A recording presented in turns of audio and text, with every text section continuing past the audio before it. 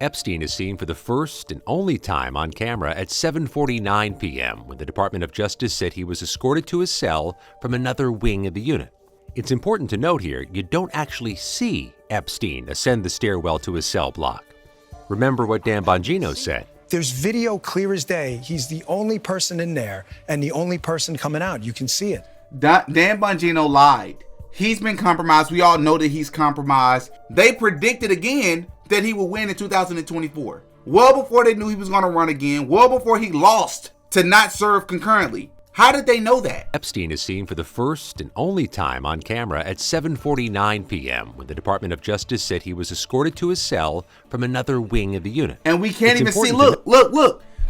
We can't even see where they're going. This is not Jeffrey Epstein's. Let me rewind this a little bit. They had us to believe that one of these two doors right here was Jeffrey Epstein's cell, or at least it was on its way to Jeffrey Epstein's cell. No, Jeffrey Epstein's cell is around the corner. It's around the corner to the far right side of the building. We can't even see his cell, let alone the stairs that leads to his cell. They lied to us.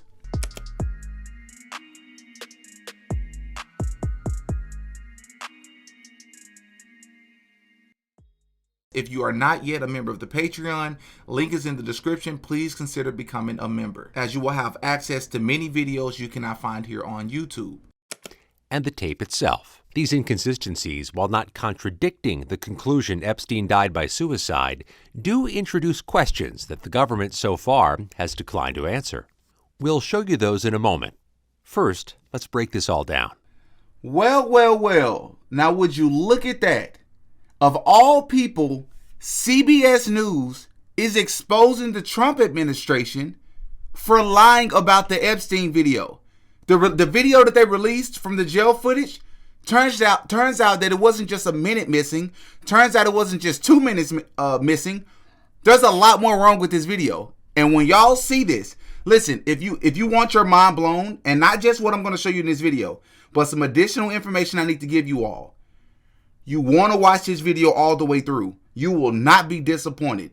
Hit the like button on your way in for the algorithm. I would really appreciate it. Now, without further ado, let's see what they expose, man.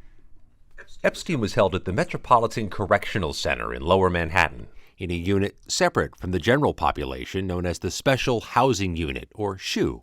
The unit has 3 wings, each with 2 levels. Epstein was held in the upstairs L tier of his wing. So look, I want y'all to notice something.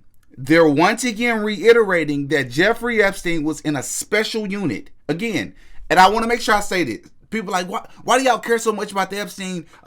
You need to get a life. And some people call us losers, like the guy Adam from PBD Podcast. He does understand this. He just has a problem that it implicates Israel.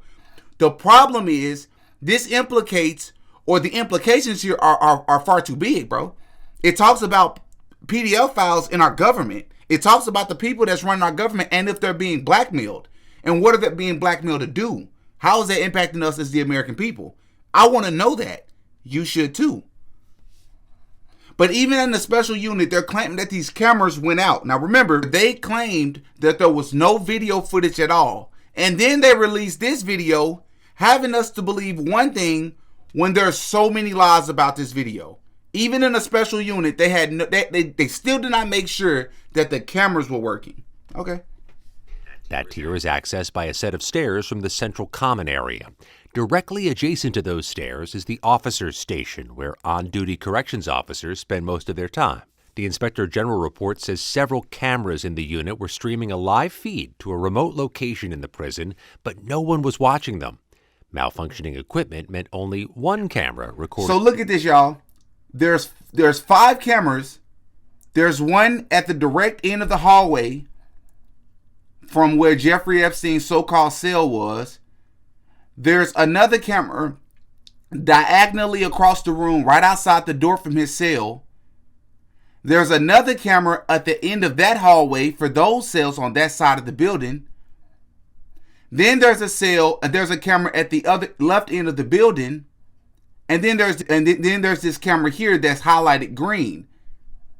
The 2 cameras that could have 100% showed us if Jeffrey Epstein or anybody else went into and outside of his cell, those two cameras conveniently were not working. Despite the fact that this is a high-profile prison facility. Because if cameras go out, you're going to immediately make sure, right, that these cameras work. Well, they're saying the only camera that they gave us, and they claim that this camera was the one that's outside of Jeffrey Epstein's cell. They're lying about it. That's not the cell. The general area. That camera captured part of the common area, including the officer's station and a sliver of the staircase leading to Epstein's cell. The footage begins at 7:40 p.m. the night before Epstein's death. You can see staff and inmates moving about, preparing for the nightly lockdown. That's the officer's station in the background. Only 2 employees have been publicly identified. Tova Noel, a corrections officer pulling a double shift that began at 4 p.m., and Michael Thomas, a materials handler who won't arrive until midnight. And you can't find any, look up the information on these correctional officers, prison officers, whatever you call them. It's like they're straight from the, I understand working a job like this, you have to be careful about your identity. But it's very difficult to find any information about these people. To reach out to them, to talk to them, no, you can't. And I also found out that they were actually charged, but the charges were dropped after they cooperated, I believe, with the FBI or the Department of Justice. What cooperation do you need from them? They apparently lied as if they were watching the cells when y'all watched the cameras back, and clearly they weren't, so y'all charged them. Because Jeffrey Epstein unalived himself. But then when you continue to follow this case, you find out that the charges were dropped. It was all for show, and I'm going to prove that. Epstein is seen for the first and only time on camera at 7:49 p.m. when the Department of Justice said he was escorted to his cell from another wing of the unit. And we can't even see, look. We can't even see where they're going. This is not Jeffrey Epstein's. Let me rewind this a little bit. So remember, they had us to believe that one of these 2 doors right here was Jeffrey Epstein's cell, or at least it was on its way to Jeffrey Epstein's cell. No, Jeffrey Epstein's cell is around the corner. It's around the corner to the far right side of the building. We can't even see his cell, let alone the stairs that leads to his cell. They lied to us. Epstein is seen for the first and only time on camera at 7:49 p.m. when the Department of Justice said he was escorted to his cell from another wing of the unit. It's important to note here, you don't actually see Epstein ascend the stairwell to his cell block. Remember what Dan Bongino said. There's video clear as day. He's the only person in there and the only person coming out. You can see it. Dan Bongino lied. He's been compromised. We all know that he's compromised. And then he came out on Twitter and released this statement after he's been as silent as, I say silent as a mouse, but mice are typically pretty loud, depending on, I grew up really poor, so our mice was really loud, but he was as silent as can be. Until recently, he came out and released a statement talking about the things that he's witnessed has changed him forever, and he's working as hard as he can, and wherever it may fall, we'll see. But he's working as hard as he can to be as transparent. No, you're not, bro. No, you're not. The Dan Bongino before you became a part of the Trump administration and the Dan Bongino now, 2 different people.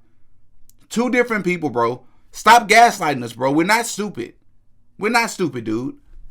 Just like I'm hearing that Trump is supposed to potentially pardon Ghislaine Maxwell, who, and people say, why would he do that? I'll tell you why. The same reason Trump would wish her well. Why would you wish a woman who is charged and who's been charged and convicted and found guilty in a court of law for being the right-hand man to abusing children, bro? I will never wish you well.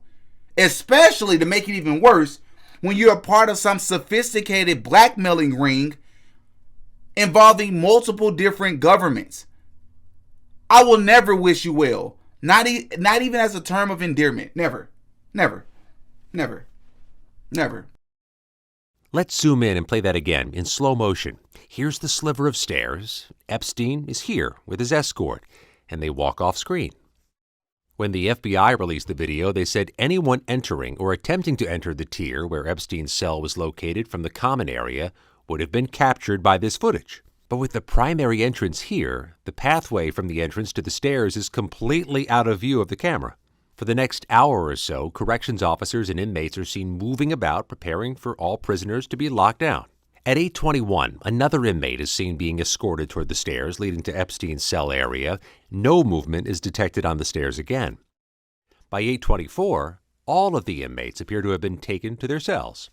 Noelle told the Inspector General she visited Epstein's cell at about 10 p.m. You can see her head in that direction here, albeit closer to 10:30, but not climb the stairs. The rules require rounds to be made every 30 minutes, but according to the report, this was the only time anyone checked on the inmates that night. There was even a sign printed on orange paper posted on the guard station saying mandatory rounds must be conducted every 30 minutes on Epstein, as per God. This was because of concerns about his risk for suicide. At 10:38 p.m., the report says someone, probably Noelle, carries a bundle of bedding or clothing up the stairs. It's a rare instance the video does catch movement on the stairs, but barely. Let's see that zoomed in and in slow motion again. Several of the video forensic experts we spoke with were skeptical about the report's conclusion and thought that the video could be showing an inmate walking up the stairs. Authorities say this was the last time anyone approached his cell block until his body was discovered the next morning. So help me understand something. You're told to watch these people every 30 minutes. You don't do it. But then they claim that nobody saw him again until he was carried out after he, quote unquote, killed himself. Why would Jeffrey Epstein kill himself? He had a bail. The things that he was being charged for this go around was a lot lighter than what he was charged for back in 2007? They were much lighter charges, and he beat those. Not only did he beat it, he got a bunch of special treatment. He was able to leave on weekends. He was able to leave, I believe, throughout the week to go to work, doing work hours. He was able to leave jail people. He was able to dress. He had what I'm going to call bodyguards. He had security guards with him every time that he left, but he bought them clothes to dress them up like that, they were his personal bodyguards. This dude got so much special treatment. Why would you kill yourself this go around? It just makes no sense. And I'm going to tell you what I think is going on here. Let me tell you what I think is going on.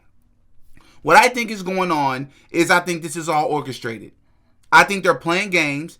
I watched an interview on the Jimmy Dore show. I'll include the link below of this lady talking about the real reason why in which they don't want the quote-unquote Epstein files to come out, which I've talked to y'all about it. I don't think the quote-unquote Epstein files, the way that people think they exist as far as a list, I don't think that exists.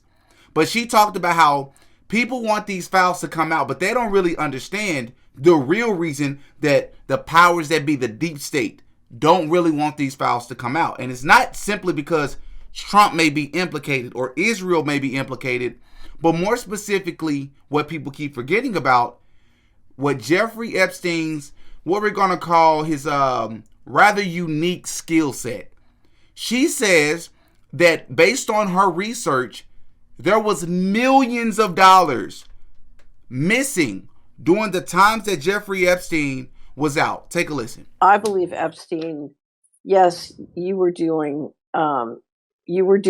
building control files using sex entrapment, but I think the bigger picture, you were doing big money laundering. So 21 trillion disappeared from DOD and HUD over the period that Epstein was operating. He went to the White House, his first time in the White House. Rubin, who became Secretary of Treasury, took him, I think, in 1994. And then Rubin goes to Treasury, money starts disappearing, and then, Epstein is ballooning fantastic amounts of money. So I think Epstein was laundering the money that was coming out of DOD. And if you look at his relationships with Mossad and Israeli intelligence, when Mossad is taking over DOD and the money's going missing, and we know the cybersecurity and IT in the Israeli sort of constellation was very active, in government at that time. So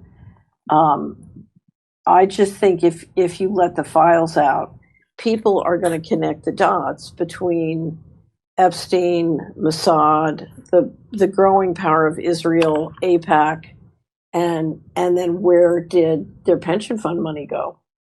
And they're going to start connecting to the dots. I mean, here's the thing. The institution that laundered $20 trillion one way or the other is the same institution that ran Operation Warp Speed, that poisoned, disabled, and bankrupted millions of Americans. Do we really think that's a coincidence? Wow. Not to mention, shout out to Truth Is. Truth Is made an incredible point. I love that channel. And pointing out the fact that, which is something I've been talking about on this channel as well, Donald Trump has been chosen. He was not elected, in my opinion. I believe he was selected.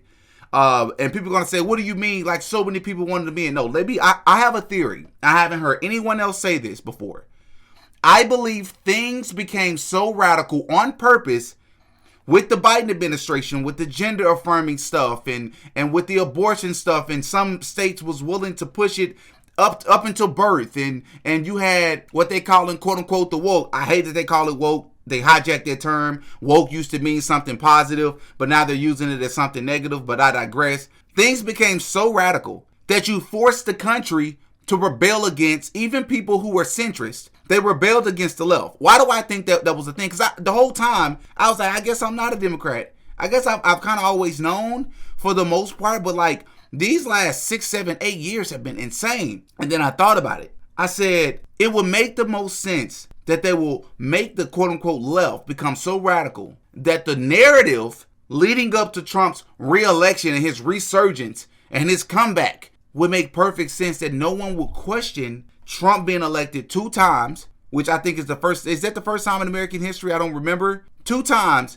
for a president to be elected, lose a following election, and then come back. It makes sense when the show The Simpsons, not only predicted, and they didn't predict it, it's just it was a part of the plan. Trump to be elected in 2020 or 2016. He lost in 2020. They predicted his first election like early 2000s or something. And then The Simpsons can't stop predicting the future. As we all know, Donald Trump recently announced that he's running for president again in 2024. But back in 2015, The Simpsons actually predicted his 2024 candidacy in the short A Trump-tastic Journey. That same short also predicted his candidacy for 2028. So who knows? Maybe in 4 years we'll be having this conversation again. they predicted again that he would win in 2024. Well before they knew he was going to run again. Well before he lost to not serve concurrently. How did they know that? How? I think the same way that we know that the wars that's taking place right now are by design. There's a video of a former FBI, I believe general director or something of that sort. He was pretty high ranking. Giving an interview, and I've showed this on this channel before. Over 2 decades ago, people, he talked about how it's always been a plan to have these wars with the same places. Take a listen. 10 days after 9/11, I went through the Pentagon and I saw Secretary Rumsfeld and Deputy Secretary Wolfowitz. I went downstairs just to say hello to some of the people on the Joint Staff who used to work for me. And one of the generals called me and he said, "Sir, you got to come in. You got to come in and talk to me a second." I said, "Well, you're too busy." He said, "No." He says, "We've made the decision. We're going to war with Iraq." This was on or about the 20th of September. I said, "We're going to war with Iraq. Why?" He said, "I don't know." He said, "I guess they don't know what else to do."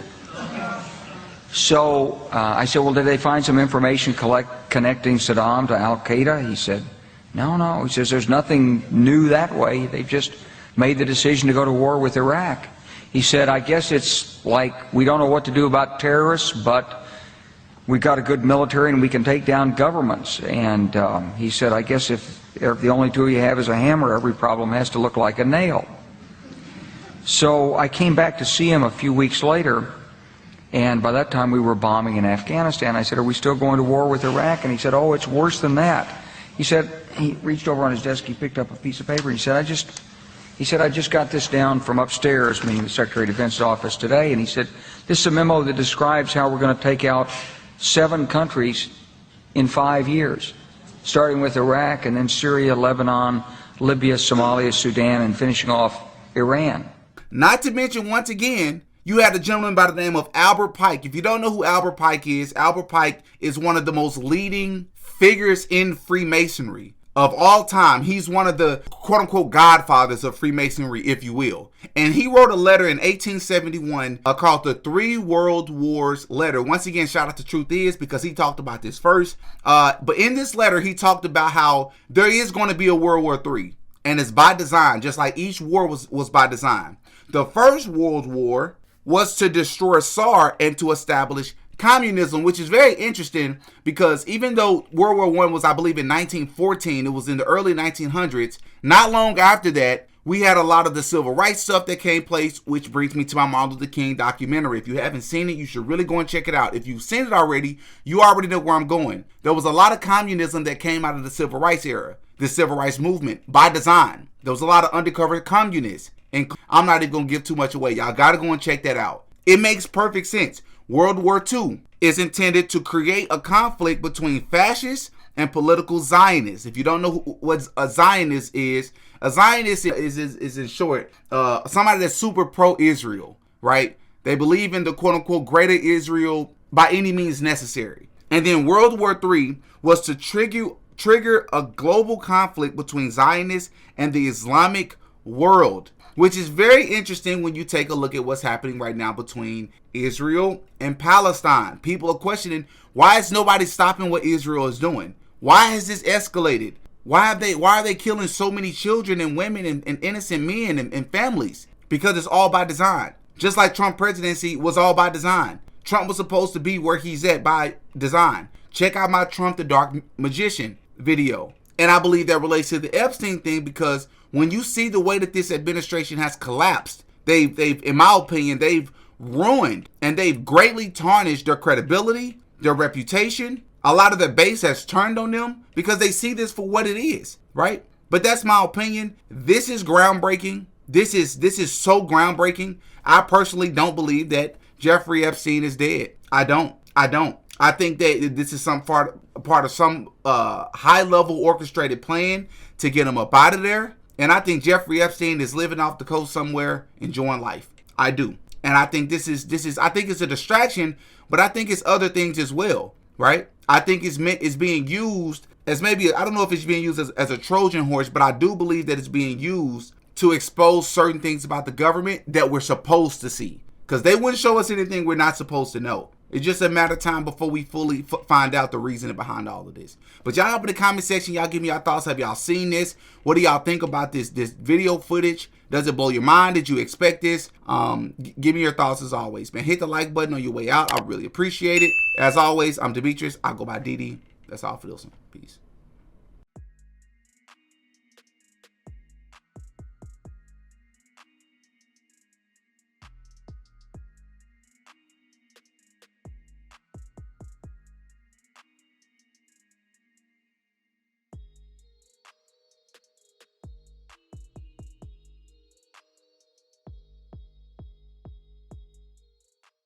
Oh yeah, Didi got a podcast.